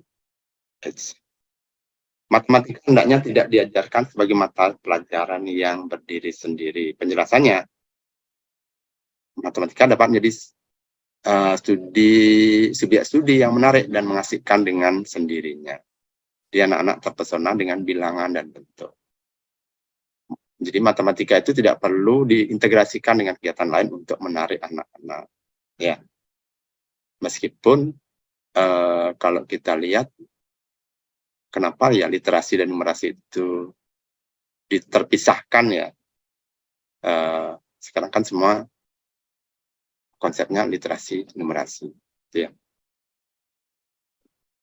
Tapi walaupun demikian, apabila memungkinkan dan memang berkaitan, ya matematika, numerasi dapat diintegrasikan dalam kegiatan pembelajaran yang juga dirancang untuk mencapai ketercapaian pembelajaran yang lain. Misalnya fisik, motorik. Kemudian pernyataan 7. Asesmen dalam matematika tidak relevan untuk anak usia dini. Nah, tadi banyak yang tidak setuju ya. Di asesmen, terutama yang bersifat autentik, relevan untuk anak usia dini. Ya. Asesmen yang dipahami dengan baik, diterapkan dengan baik, dan berkelanjutan adalah alat yang sangat diperlukan dalam memfasilitasi keterlibatan dan keberhasilan semua anak dalam matematika. Jadi di ruang kelas, anak usia dini, observasi merupakan teknik asesmen yang sering digunakan. Jadi kalau Bapak Ibu itu kan sering matematika itu ya, atau numerasi itu asesmennya bentuknya tes ya. Mungkin anak-anak sudah ketakutan duluan ya. Padahal ada juga teknik asesmen seperti observasi yang tidak menimbulkan tekanan bagi anak. Jadi kita awali dengan hal seperti itu di fase-fase awal, terutama di fase fondasi. Jadi kita hanya melihat berfokus pada perilakunya, ya, apakah sudah tercapai pembelajarannya atau tidak. Jadi tidak terlalu, matematika itu seringkali menjadi mata pelajaran atau matematika ya kita bilang numerasi, mata pelajaran yang jadi momok bagi anak-anak karena mungkin tidak menarik dibawakan. Kemudian ada yang membuat ya terutama asesmennya yang perlu kita rancang supaya anak-anak tidak merasa tekanan. Dalam kasus matematika, guru sering menggunakan checklist untuk mencatat pengamatan tentang apakah seorang anak telah menunjukkan pengetahuan matematika tertentu. Jadi kita sebagai pendidik ya, biasanya kita salah satu alat untuk kita melihat itu adalah untuk memantau, itu adalah kita menggunakan checklist untuk mencatat pengamatan. Ya. Tidak hanya sekedar angka, nilai. Ya. Kemudian miskonsepsi berikutnya, anak belajar matematika hanya melalui interaksi dengan benda-benda konkret. Nah, penjelasannya Bapak Ibu. Penggunaan benda konkret memang efektif untuk mendorong anak berpikir dan membuat hubungan antara objek dan membangun ide matematika yang bersifat abstrak. Walau demikian, yang paling utama adalah bagaimana membangun ide tersebut menggunakan pertanyaan pemantik yang membantu anak menemukan pemahamannya sendiri. Jadi, apakah itu benar-benar konkret? Misalnya, menurut kamu, mana yang lebih banyak? Nah, kadang kita kan tanyanya seringkali ya yang sifatnya konkret 2 tambah 2 gitu. Tapi coba menurut kamu mana yang lebih banyak? Nah, kira-kira apa yang terjadi apabila kita menumpahkan isi air di ember ini ke dalam gelas? Cukup tidak ya? Masih banyak lagi hal yang bisa kita lakukan untuk membantu menemukan pemahaman. Oleh sebab itu, guru dan juga orang tua di rumah perlu lebih sering memberikan pertanyaan-pertanyaan tersebut, sehingga aktivitas belajar anak tidak hanya bersifat hand-on, anak melakukan kegiatan, tetapi yang utama minds on. Anak terus diajak untuk mengolah informasi dengan panduan pertanyaan pemantik dari guru. Kemudian pernyataan 9, pemahaman konsep bilangan diukur dari kemampuan menghitung cepat. Nah, kemampuan menghitung cepat saja belum jamin seorang anak memiliki pemahaman yang utuh mengenai bilangan, termasuk dalamnya kesadaran atau intuisi bilangan. Meskipun menghitung mungkin tampak sebagai proses yang sederhana, untuk dapat berhasil menghitung dengan pemahaman melibatkan proses yang tidak sederhana, sehingga pembelajaran pun perlu dibangun secara bertahap. Jadi saya kira ya Bapak Ibu yang perlu saya sampaikan, mungkin kita bisa sharing. Wah, waktunya cukup ini ya. Iya, cukup Pak. Pas nih ke Bapak. Iya. Iya. Mungkin izin Pak Silakan. Nyoman Handika, terima kasih atas pemaparannya. Mungkin selanjutnya kita akan buka sesi diskusi karena sepertinya ini akan lebih banyak kita berdiskusi Pak, karena ini kan teknis dan implementasi di lapangan ya sebenarnya sangat istilahnya banyak dari guru-guru yang mungkin ada beberapa pertanyaan, termasuk saya juga. Tapi nanti akan saya berikan kepada rekan-rekan guru yang mungkin ada yang ingin ditanyakan terlebih dahulu. Kita buka termin untuk diskusi, termin pertama untuk 3 orang penanya. Silakan Bapak Ibu yang ingin bertanya, silakan langsung raise hand atau open mic untuk kita berdiskusi dengan Pak Nyoman Handika terkait dengan materi kita hari ini. Silakan Bapak Ibu. Kalau memang belum ada, mungkin saya dulu Pak ya. Menarik nih Pak untuk gininya materinya terkait yang pertama mungkin yang bisa saya tanyakan ya Pak untuk yang pertama Niki. Nah Niki terkait dengan kondisi nyata Niki ya Pak.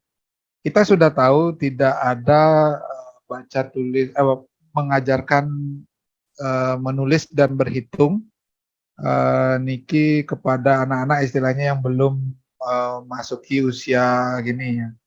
Tapi ini kejadian nyata di saya juga terjadi. Mungkin saudara memiliki anak yang usia 3 tahun ya, 3 tahun apa masuk ke 4 tahun.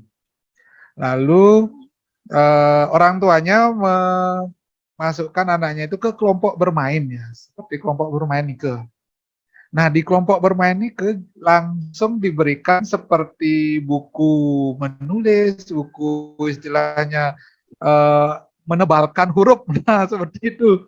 Nah, istilahnya kalau kita yang lebih banyak itu kan ketemunya di lapangan, menjelaskan secara ilmiah itu kayaknya seperti gimana ya, terlalu tinggi untuk bahasa untuk orang tua itu. Nah, ada nggak kira-kira tips Bapak untuk menjelaskan kepada orang tua yang mungkin masih memiliki anak yang usia awal itu usia istilahnya 3 tahun sampai 6 tahun itu supaya ya belumlah waktunya untuk mengajarkan baca tulis secara langsung kepada anak-anaknya.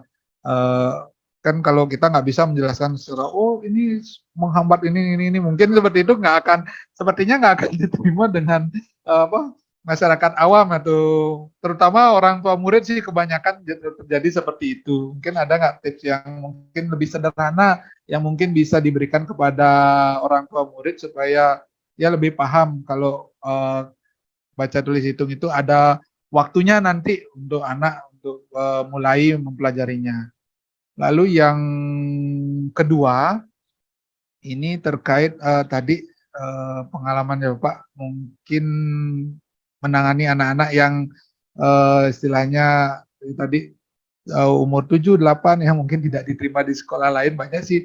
Termasuk kami juga istilahnya memiliki anak seperti itu, ya mungkin sudah kelas 5, tapi interaksinya kurang, terus bacanya kurang. Nah, kira-kira mungkin adakah mungkin tips untuk menghadapi mungkin anak-anak yang memiliki keterlambatan seperti ini karena terus terang gurunya juga istilahnya bingung apa yang harus saya lakukan dengan anak yang seperti ini gitu. Jadi mungkin agak keluar dari konteksnya sedikit, tapi ini mumpung jarang-jarang ketemu Pak Nyoman Niki, saya dengar mungkin itu memiliki kemampuan untuk hal menangani anak-anak seperti ini, mungkin ada tipsnya sedikit. Nanti mungkin setelah ini juga saya juga akan banyak bertanya sih Pak terkait masalah hal yang seperti itu. Lalu yang mungkin ada lagi ya tadi tentang pembelajaran eh, matematika ya di gininya. Kita kan sering itu langsung ya termasuk kita lah banyak dari Pak yang Pak jelaskan itu miskonsepsi yang baru kita tahu istilahnya. Mungkin ada yang sudah tahu, ada yang juga yang masih dilakukan. Nah, mungkin yang menarik ini yang tentang benda konkret ini, mungkin ini perlu banyak latihan ya. Bagaimana menghubungkan antara konsep konkret ke abstrak itu supaya tidak membebani anak. Nah, supaya tidak tadi mungkin seperti yang Pak bilang itu tidak hanya hands on ya, tidak hanya kegiatan aja supaya main on. Menghubungkannya itu yang mungkin kadang kami masih kesulitan supaya dari konsep konkret ke abstrak. Biasanya kan konkret aja, abstrak aja. Ada kayak pemisah nih ke. Jadi menghubungkannya kami yang masih istilahnya masih kesulitan bagaimana mungkin bisa dibantu, ada tipsnya untuk supaya lebih mudah kami untuk menghubungkannya. Mungkin itu dulu sih Pak, 3 pertanyaan yang sering kami di lapangan menghadapinya seperti itu. Terima kasih Pak untuk waktunya. Mungkin ada Bapak Ibu guru yang lain ingin bertanya. Nah, ini sudah ada yang raise hand, Ibu Mani. Silakan Pak Andika, apakah akan direspon dulu atau kita kumpulkan dulu pertanyaannya? Bagaimana Bapak? Boleh, saya respon dulu mungkin ya. Iya, silakan ya. Bapak. Ya. Baik. Wah, ini keren sekali Pak Kemang. Yang pertama itu memang kita ya terutama yang PAUD ya sering kewalahan dengan orang tua nih. Iya itu sama Bapak. Garapan kita itu bukan sebenarnya bukan memahamkan guru itu mudah Bapak Ibu ya. Jadi memahamkan guru itu mudah sekali. Bagaimana sih sebenarnya konsep belajar di PAUD gitu ya. Jadi yang sulit kita lakukan itu adalah memahamkan orang tua yang bagaimana sebenarnya belajar di PAUD itu sudah didesain sedemikian rupa untuk bisa mempersiapkan anak masa SD. Jadi masih di konsep mereka bahwa satu-satunya keberhasilan PAUD itu adalah ketika keluarannya anak bisa baca tulis ya.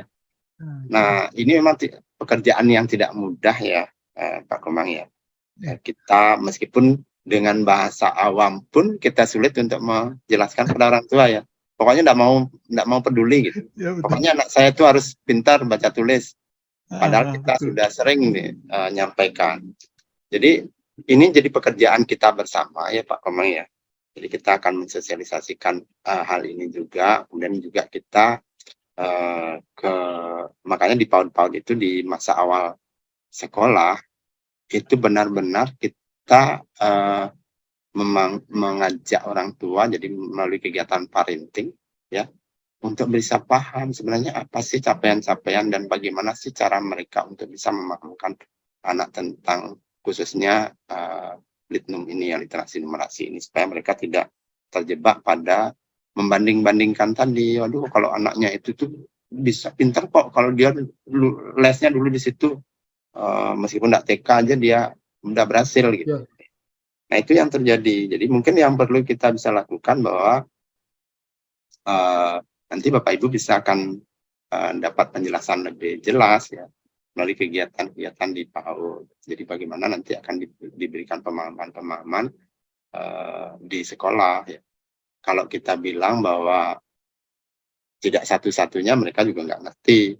Bukan satu-satunya, enggak usah Pak, enggak usah khawatir gitu. Tetap aja orang tua khawatir ya. Bahwa anaknya kalau nggak bisa calistung itu terlambat dengan temannya yang lain gitu. Nah itu kalau bisa menyampaikan dengan, sekarang kayaknya orang-orang tua sudah mulai melek ya, jadi kita juga bisa menyampaikan, ada buklet-buklet yang bisa kita sebar juga terkait dengan calistung seperti apa. Tapi kalau orang tua yang masih belum bisa seperti itu, ya biasanya mereka perlu pemahaman lebih dalam. Jadi kita memang harus punya tim khusus ya untuk dapat memberikan kesadaran itu. Dan kami juga sekarang sedang bergerak, Bapak Ibu ya, dengan organisasi Tribuna PAUD ya, untuk datang ke sekolah-sekolah menjelaskan ke masyarakat, menjelaskan bagaimana sih konsep belajar di PAUD yang menyenangkan, yang tidak harus panik dengan les-les untuk menggenjot anak-anak menguasai lebih awal secara dini calistung, tetapi dengan sistem-sistem yang salah. Itu. Jadi kita harus menyampaikan bahwa PAUD itu sudah dirancang khusus untuk bagaimana anak menguasai itu. Jadi cara-cara yang salah itu sebaiknya ditinggalkan. Dan kalaupun mereka tidak mengerti bahwa berkaitan dengan les gitu ya, ya tolong pilih les yang benar-benar memang baik ya. Kita tidak menyarankan untuk mereka les ya, kalau lebih baik memang ke PAUD ya. Supaya nanti benar-benar cara menstimulasinya itu tepat. Itu ya kira-kira Pak Kemang ya. Jadi memang ini PR bersama kita untuk bagaimana mensosialisasikan tentang baca tulis yang tidak seharusnya jadi target utama mereka untuk di PAUD. Kemudian yang kedua mengenai anak usia 7-8 tahun atau bahkan lebih yang belum bisa baca tulis ya. Nah, kalau saya ya Pak Kemang ya, kita berbagi ya. Karena kebetulan saya juga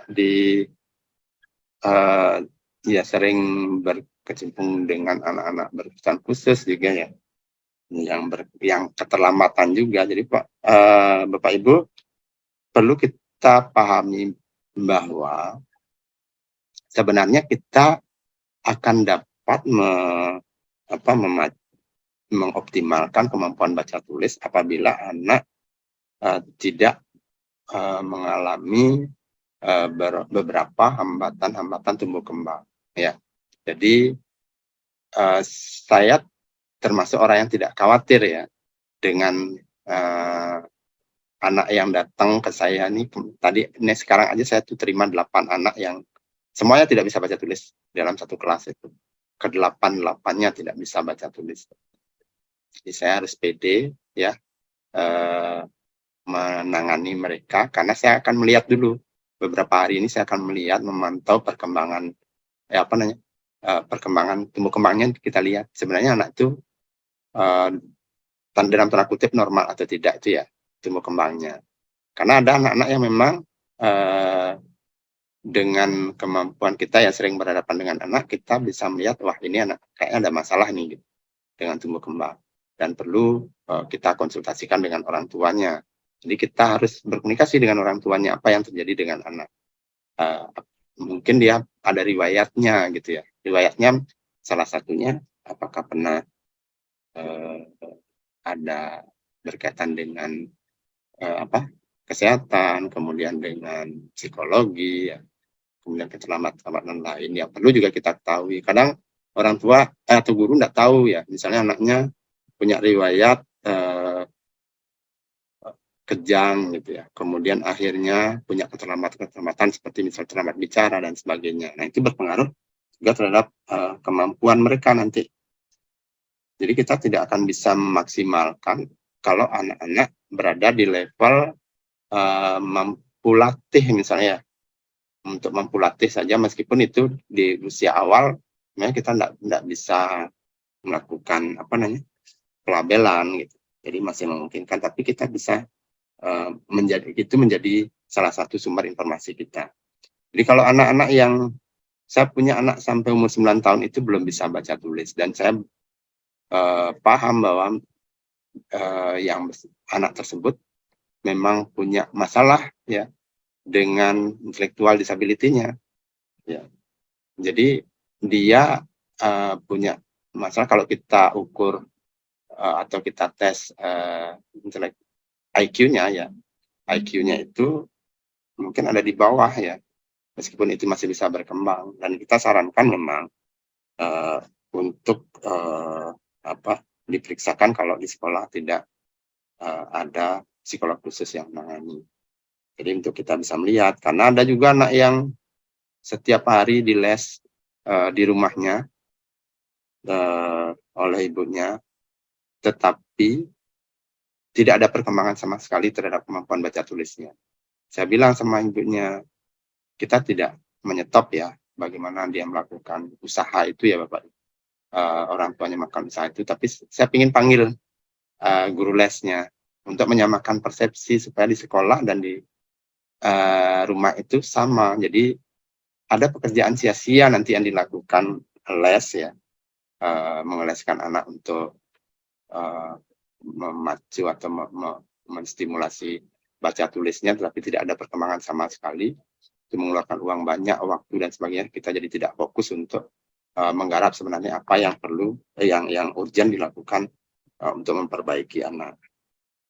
Gitu Bapak Ibu. Jadi memang harus kita kenali benar anak-anak tersebut apakah punya potensi akademik yang cukup ya untuk berkembang kemampuan akademiknya, ataukah memang ada di bawah. Dan orang tua harus siap untuk hal tersebut ketika kita konsultasikan dengan psikolognya. Tapi kalau anak yang dalam tanda kutip normal-normal saja ya, usia 7-8 tahun bahkan mungkin lebih, karena saya juga punya sekarang ada anak yang usianya 15 tahun ya, datang dengan tanpa mampu baca tulis, tapi dia sudah mulai bisa baca tulis dengan baik melalui cara-cara kita, pendekatan-pendekatan sesuai dengan usianya. Jadi tidak usah khawatir kalau pertumbuhannya atau perkembangannya tidak ada permasalahan, hal itu tidak susah untuk dilakukan. Itu ya kurang lebihnya Pak Ibu, ya nanti kita koordinasi, diskusi lagi. Ya, kemudian yang ketiga berkaitan dengan matematis ya. Jadi memang tadi disebutkan cara-cara pengajaran matematika dengan hal-hal yang konkret ya, memang baik dilakukan ya, memang dan mudah untuk memberikan pemahaman matematis kepada anak. Tetapi tadi dalam konfirmasi tadi juga disebutkan bahwa sebenarnya kita bisa melakukan hal-hal yang tidak konkret itu seperti tadi dengan kata-kata pemantik ya. Bagaimana mereka memahamkan matematika tidak hanya sekedar melihat bendanya kemudian menghitung gitu ya. Kita juga bisa menanyakan hal-hal yang mungkin tidak tidak konkret dalam artian tidak ada bendanya ya. Misalnya menanyakan waktu besok itu lagi 2 hari, jadi dia memahamkan kata 2 hari itu loncatannya kemana yang kayak gitu. Kemudian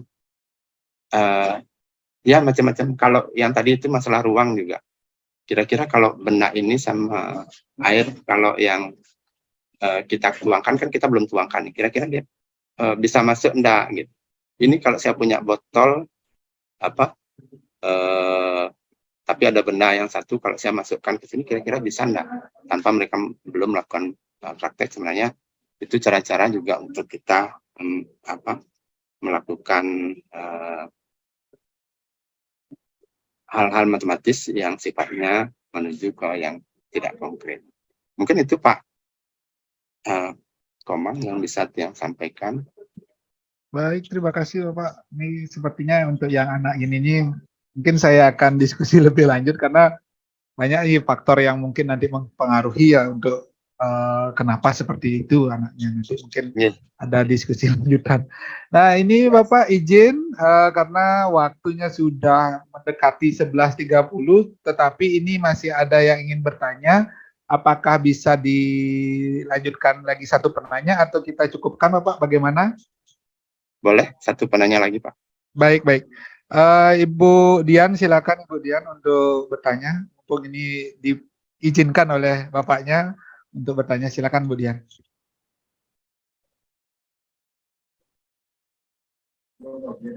Ya, terima kasih Bapak atas kesempatannya.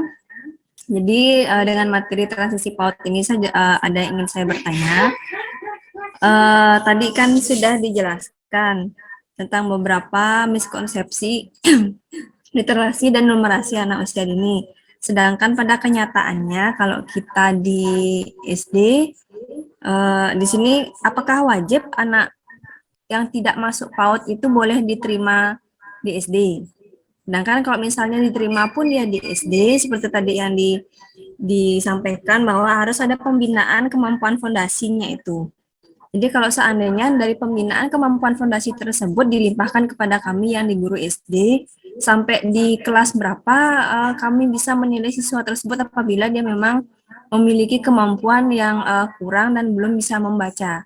Karena misalnya kalau sampai di kelas 3 atau kelas 4 dia kemampuannya terus kita kayak menjadikan pembiaran, oh dia belum bisa baca, kita berikan dia CP atau TP yang menyesuaikan dengan siswa tersebut. Jadinya dari evaluasi kami, pembatasan kami, dan agar bisa juga koordinasi dengan orang tua, tidak hanya di sekolah saja yang diberikan pendidikan, juga harus dibarengi oleh orang tua.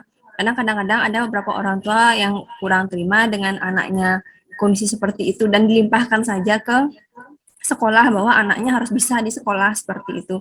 Jadi sampai di kelas berapa dan pelimpahan kemampuan fondasi itu bagaimana kami menerapkannya di sekolah. Terima kasih Bapak. Baik Bu Dian, wah keren juga nih. Jadi anak boleh enggak yang tidak masuk SD, itu yang pertama ya saya ingin jawab ya. Boleh anak yang tidak melalui PAUD masuk SD itu seperti apa ya. Jadi Bapak Ibu, memang kalau kita lihat secara nasional ya, sekarang APK-nya PAUD itu belum mencapai, bahkan di Kota Denpasar ya, belum mencapai 100%, bahkan ada di angka 70%. Ya.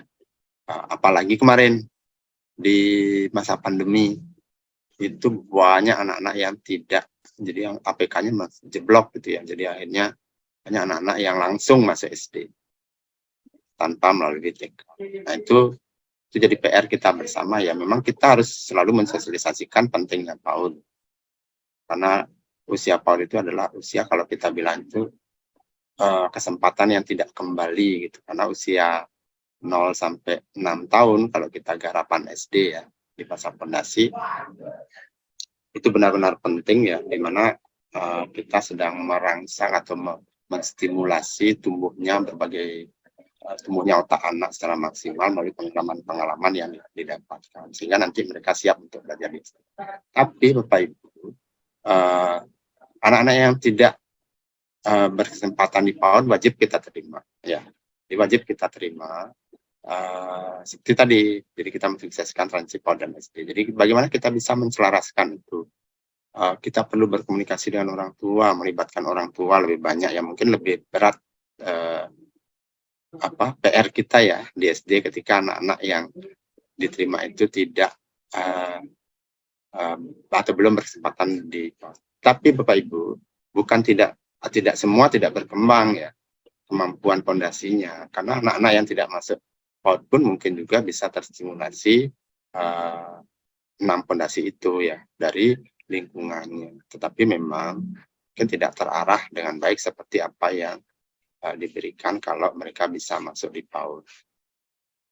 Itu yang pertama Bapak Ibu, jadi harus diterima. Kemudian tentunya kesiapan-kesiapan yang kita harapkan lebih memudahkan kita di SD itu tidak akan tercapai kalau anak-anak tersebut seperti itu kondisinya. Dan saya juga sering mendapatkan keluhan dari orang tua bahwa anaknya, ada yang anaknya dikeluarkan ya dari SD karena tidak bisa atau belum bisa baca tulis ya, disuruh milih malahan. Ini kondisi pilih. Saya naikkan kelas ya, itu kalau nanti pindah, ada yang seperti itu, saya naikkan kelas tapi syaratnya pindah gitu, karena mungkin guru tidak sanggup lagi untuk memberikan, atau tidak sanggup dengan tekanan, sebenarnya tekanan orang tua ya. yang tadi Septian sampaikan oleh Bu Dian. Orang tuanya pokoknya anak bisa gitu, di SD itu harus mampu, gitu. Harus tetap ada di SD, itu tanggung jawab. Seakan-akan sekarang itu pendidikan itu tanggung jawabnya sekolah atau guru saja, orang tua tidak tanggung jawab. Nah, Bapak Ibu, ini perlu dibangun dari sejak awal ya, dari kita terima anaknya itu melalui mungkin ada asesmen diagnostik atau asesmen awal, kita memahamkan anak, kita harus laporkan kepada orang tua ya kondisi-kondisi anak yang kita lihat ya. Kemudian apa yang terjadi, perkembangan tadi sudah disampaikan juga. Perkembangan kecil penting itu harus kita catat dan kita sampaikan pada orang tua. Ya, kemudian apa-apa yang belum perlu dimaksimalkan itu harus berkomunikasi, Pak Ibu. Ada kejadian-kejadian khusus atau perlakuan khusus pada anak yang perlu kita catat supaya orang tua juga ikut bertanggung jawab, maksudnya ikut bersama-sama. Yuk kita bantu anak untuk mencapai kesiapan itu. Memang kalau kita lihat dari transisi PAUD SD, jadi kan kesinambungannya di kelas awal ya, atau di fase A, jadi fase kelas 1, 2 ya. Atau kalau kita batasi umur ya, sebenarnya Bapak Ibu, kalau kita lihat dari pendapat psikolog, bahwa anak itu sebenarnya membaca, kemampuan baca tulis, baca tulis itu akan maksimal otaknya ketika sudah mencapai usia 8 tahun. Jadi sebenarnya ada penyelarasan otak kiri, otak kanan, atau menghubungkan atau membuka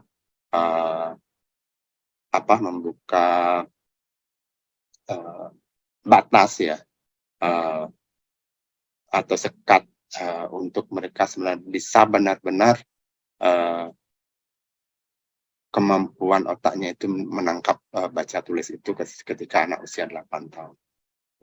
Tapi perlu juga dicermati, sedikit-sedikit kita perlu cermati. Kenapa gitu? Karena kita biasanya peka, ini anak pasti ya, kita meskipun tidak bukan psikolog ya, kita biasanya peka, ini anak kayaknya berbeda gitu. Itu harus benar-benar disampaikan atau dilaporkan pada ini. Kalau memang sangat-sangat berbeda gitu, artinya memang jauh dari anak yang lain, itu kita bisa sarankan orang tua untuk misalnya apakah perlu kita konsultasikan dengan psikolog gitu misalnya, atau mungkin psikiater untuk membantu ya permasalahan-permasalahan tadi yang terjadi. Kemudian Bapak Ibu, tiba-tiba di fase A misalnya, wah di fase A itu selesai fase A, anak tetap juga nggak bisa gitu ya, nggak bisa baca tulis.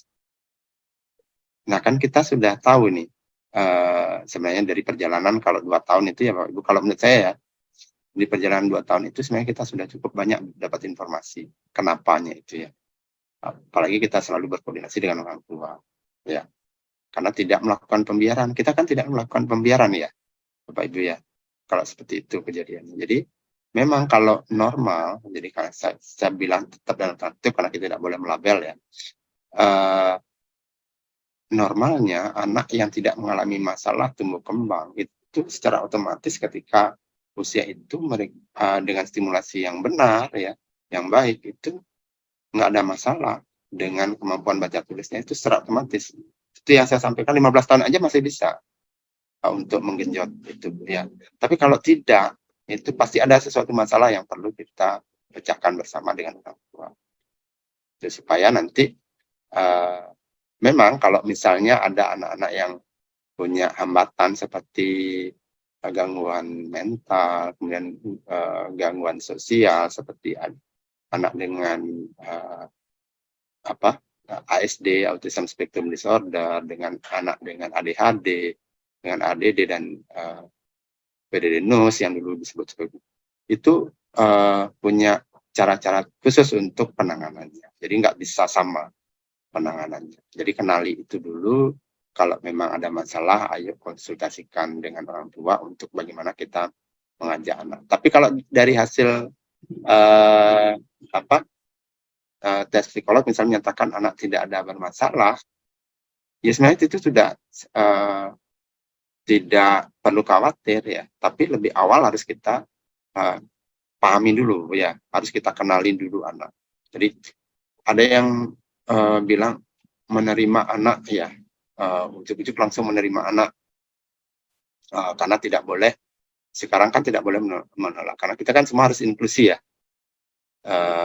Jadi harus menerima anak dari berbagai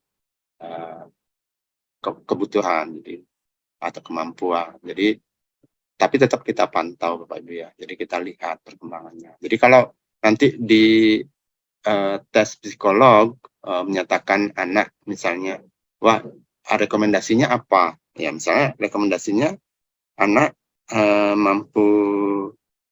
tidak mampu ajar gitu misalnya, atau mampu ajar, mungkin ada yang mampu ajar akan bisa berkembang sampai anak usia kelas 3 SD, itu ada kelas 5 SD atau itu juga harus dipahami oleh orang tua, dan fokusnya akan berbeda ya. Kita akan berubah fokus, misalnya anak mampu latih ya mungkin treatmentnya adalah latih. Kemudian ada juga yang merekomendasikan untuk masuk di sekolah luar biasa.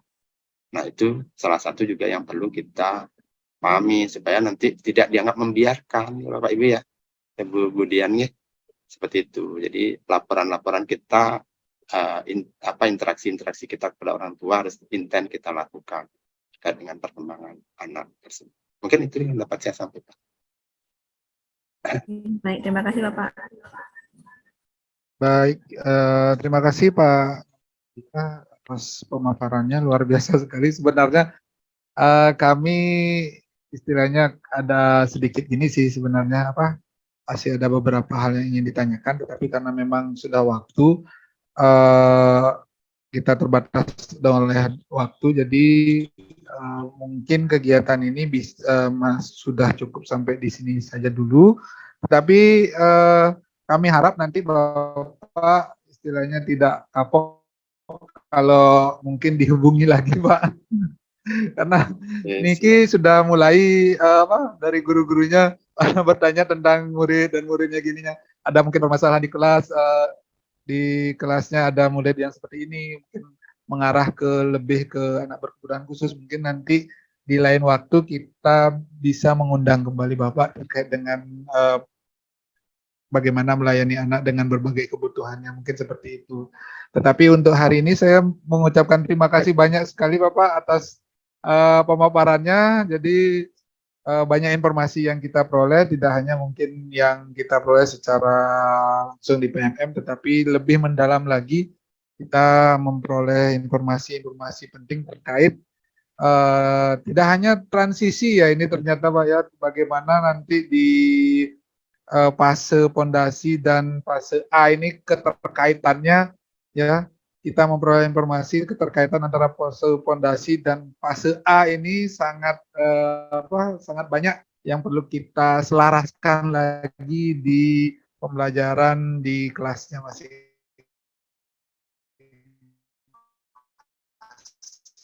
Bapak.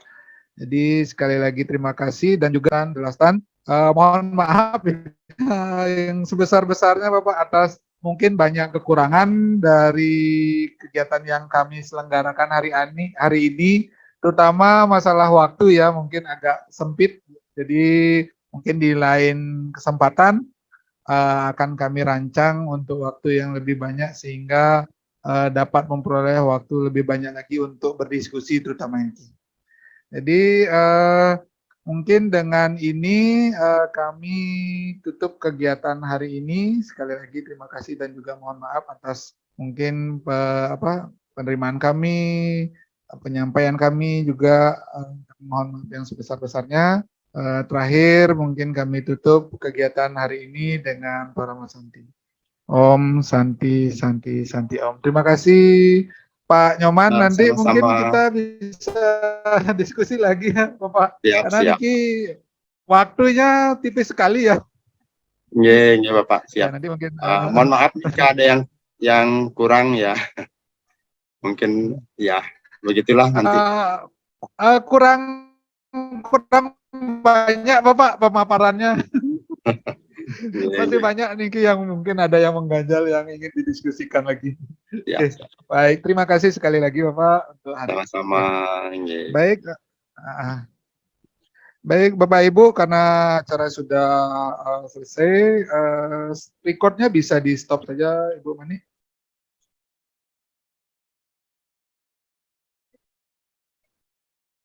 Oke, Bapak terima kasih.